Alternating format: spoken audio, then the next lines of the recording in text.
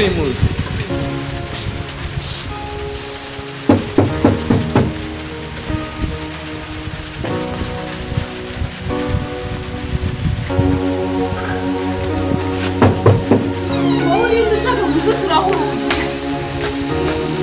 Hapo sheri bodi bodi. Sheri bishirana n'agahato. Hapo dusebe tuvugana akazokuja akubobera. Winyanduza ahubwo nge nawe nyambugana n'abasizi.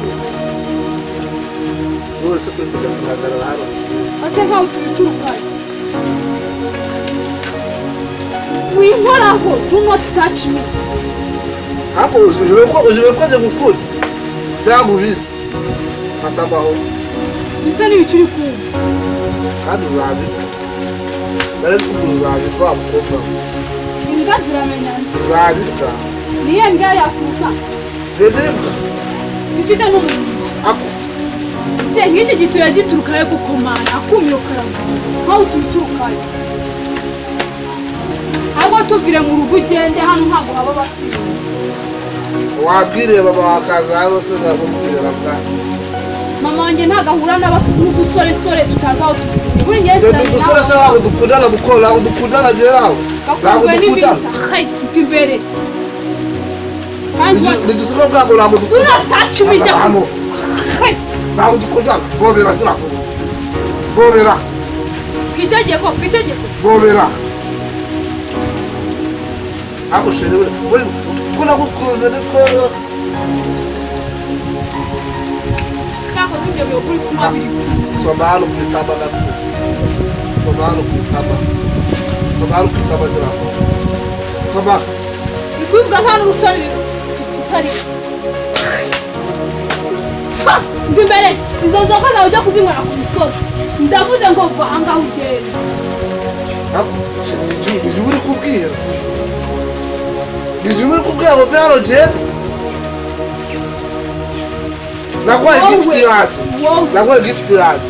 Wowe uri imbere yanjye umeze kandi akura umeze nk'amati imbere yanjye wowe. Mbese n'amati. Umeze nk'amati.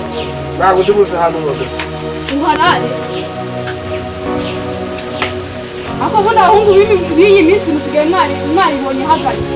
Inzoga, ibimogi, ibiki bigiye kuzabica. Reba ukuntu umeze. Basi bobera nditanye.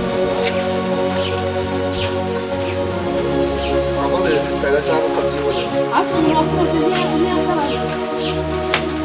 Nakuvuda se? Nakuvuda? Wowe kugira ngo ngukunde. Nakundana n'iki? Nakundana na wa musore mubi wihesha agaciro. Gusa nkaho wihesha agaciro. Inzoga, ibiki utabizaho byarafashe. Wawuze nibagiza, wawuze.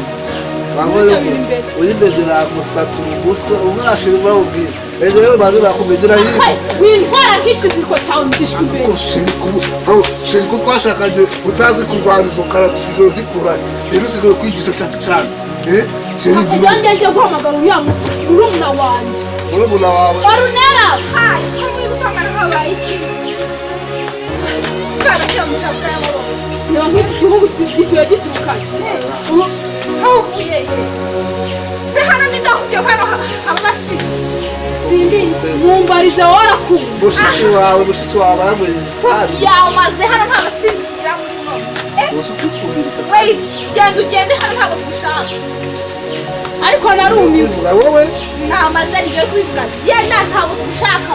Twebwe ndakubye hano ko tworoka. Ara muzabona umugabo wamukobwa. Kwa si wowe batanga n'urimana ntabwo ari wowe bagenda. Genda ntabwo dukeneye ugende ushaka iyo kuko ubundi wa musore we warinze kuza hano watekereje neza. Ahubwo se yari yanayobye ndebera ko ikimeza. Ashiwe. Cyane wavuga ngo uriya musore wari waje wanyu ngo burya si wa undi mukundana sinanabivuga. Mbere se uri gufata ngo twakwirukanye cyane. Twakwirukanye genda ntabwo tugashaka urugendo.